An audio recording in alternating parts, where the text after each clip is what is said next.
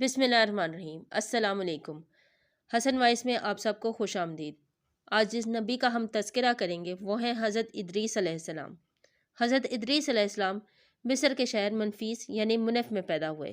لوگ انہیں ہمسل حرامسا کہتے تھے۔ یہ سریانی زبان کا ایک لفظ ہے۔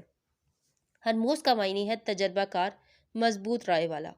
بعض اہل علم کا خیال ہے کہ آپ بابل شہر میں پیدا ہوئے، پھر ہجرت کر کے مصر پہنچے۔ علماء کے مطابق حضرت ادریس علیہ السلام نبی کریم صلی اللہ علیہ وآلہ وسلم کے سلسلہ نسب میں شامل ہیں۔ حضرت آدم علیہ السلام اور حضرت شیس علیہ السلام کے بعد سب سے پہلے آپ کو نبوت کا شرف حاصل ہوا۔ حضرت ادریس علیہ السلام کا نام قرآن مجید میں 2 مقام پر آیا ہے۔ سورہ انبیاء میں ارشاد باری تعالیٰ ہے، اور اے نبی اسماعیل، ادریس اور ذوالکفل کا ذکر کیجیے، یہ سب صابر لوگ تھے، ہم نے اپنی رحمت میں داخل فرمایا، بلا شبہ یہ نیک لوگ تھے۔ حضرت آدم علیہ السلام کا بیٹا قابیل، جو بھائی حابیل کو قتل کرنے کے بعد والدین کو چھوڑ کر کسی اور جگہ چلا گیا تھا، اس نے وہاں جا کر فساد اور ظلم و زیادتی شروع کی، حتیٰ کہ ایمان والوں کو بھی ستانا شروع کر دیا۔ ابلیس نے جب ان کی یہ حالت دیکھی تو اس موقع کو غنیمت جانا اور انسانی بھیس میں قابیل کی قوم کے ایک شخص کا غلام بن کر رہنے لگا۔ پھر اس نے بانسری کی شکل کی ایک چیز ایجاد کی اور اس کو بجانے لگا۔ لوگ اس کے گرد بھیڑ لگا کر سننے لگے اور ان کا فساد مزید بڑھنے لگا۔ جب آپ علیہ السلام نے ان مفسدین کے ظلم و زیادتی کو دیکھا جو سمجھانے کے باوجود باز نہیں آ رہے تھے، تو انہوں نے اپنے پیروکاروں کو جہاد کا حکم دیا۔ حضرت ادریس علیہ السلام پہلے شخص ہیں جنہوں نے اللہ کے راستے میں جہاد کیا، مال غنیمت حاصل کیا اور دشمنوں کو قیدی بنایا، مگر آپ کے دور میں مال غنیمت اور قیدی حلال نہیں تھے۔ نبی کریم صلی اللہ علیہ وآلہ وسلم پہلے رسول ہیں جن کے لیے غنیمتیں حلال کی گئیں۔ حضرت ادریس علیہ السلام نے اپنے لشکر کے ساتھ ان پر چڑھائی کر دی۔ حق و باطل کے درمیان زبردست مارکے ہوئے۔ آخرکار حضرت ادریس علیہ السلام کے لشکر کو کامیابی حاصل ہوئی۔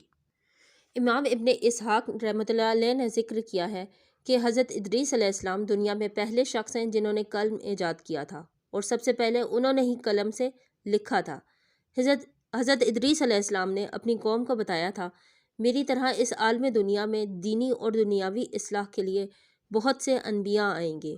ان کی نمایاں خصوصیات یہ ہوں گی، وہ ہر بری بات سے پاک ہوں گے، انسانی فضائل میں کامل ہوں گے، ان کی دعائیں قبول ہوں گی، ان کی تعلیم کا مقصد کائنات کی اصلاح ہوگا۔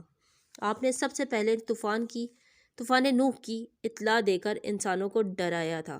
آپ کی تعلیمات یہ تھیں، اللہ کی ذات پر ایمان لانا، توحید پر قائم رہنا، صرف خالق کائنات کی عبادت کرنا، آخرت کے عذاب سے بچنے کے لیے نیک اعمال کرنا، دنیا طلب نہ کرنا، ہر معاملے میں عدل و انصاف کو پیش نظر رکھنا، مقررہ طریقے ہی پر عبادت کرنا، ہر ماہ کی 13، 14 اور 15 تاریخ کو روزے رکھنا، جہاد جاری رکھنا، زکوٰۃ ادا کرنا، پاک صاف رہنا، نشہ آور چیزوں سے بچنا، نذر اور قربانی میں اللہ کے نام پر جانور قربان کرنا، پھلوں اور پھولوں میں ہر موسم کی پہلی چیز صدقہ کرنا۔ قرآن مجید میں اللہ تعالیٰ نے حضرت ادریس علیہ السلام کا ذکر یوں فرمایا ہے، اس مقدس کتاب یعنی قرآن مجید میں ادریس کا ذکر کیجیے، بلا شبہ وہ بھی نہایت سچے نبی تھے اور ہم نے ان کو اونچی جگہ اٹھا لیا تھا۔ سورہ مریم۔ اس آیہ مبارکہ میں اللہ تعالیٰ نے حضرت ادریس علیہ السلام کی تعریف بیان کرتے ہوئے انہیں سچا نبی قرار دیا ہے۔ اللہ تعالیٰ نے حضرت ادریس علیہ السلام کی طرف وحی فرمائی کہ میں ہر روز آپ کے اعمال میں تمام بنی آدم کے اعمال کے برابر اضافہ کروں گا۔ اس سے ان کے دل میں خواہش پیدا ہوئی کہ ان کی نیکیوں میں بہت اضافہ ہو جائے۔ تب ان کے پاس ان کا ایک دوست فرشتہ آیا۔ آپ نے اس فرشتے سے کہا، میرے بارے میں موت کے فرشتے سے بات کریں تاکہ مجھے زیادہ مہلت ملے اور میں زیادہ نیکیاں کر سکوں۔ فرشتے نے انہیں اپنے پروں میں چھپا لیا اور لے کر آسمان کی طرف چل دیا۔ چوتھے آسمان پر فرشتے کو اوپر سے ملک الموت آتے ہوئے ملا۔ اس فرشتے نے ملک الموت سے حضرت ادریس علیہ السلام کی خواہش کا ذکر کیا۔ ملک الموت نے پوچھا، حضرت ادریس علیہ السلام کہاں ہیں؟ فرشتے نے کہا، وہ میری پیٹھ پر ہیں۔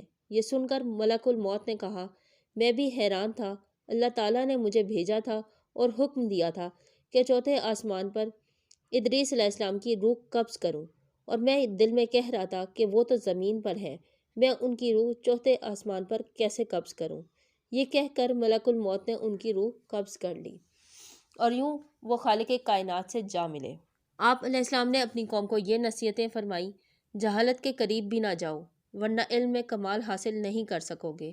اللہ کی یاد اور نیک عمل کے لیے اخلاص ضروری ہے۔ جھوٹی قسمیں نہ کھاؤ، نہ دوسروں کو قسمیں کھانے پر آمادہ کرو۔ اپنے بڑوں کا ادب کرو، اللہ کی تعریف میں ہر وقت زبان کو تر رکھو۔ دوسروں کو عیش و آرام میں دیکھ کر حسد نہ کرو۔ اللہ تعالیٰ کی نعمتوں کا شکر انسان کی طاقت سے باہر ہے۔ جو زندگی کی ضرورتوں زیادہ طلب کرتا ہے وہ کبھی قناعت نہیں کر سکتا۔ یقیناً آپ کو ہماری ویڈیو پسند آئی ہوگی، تو اس کے لیے ہمیں لائک اور سبسکرائب کریں اور بیل آئیکن کو پریس کرنا نہ بھولیں تاکہ آپ کو ہماری آنے والی ویڈیوز آرام سے مل سکیں۔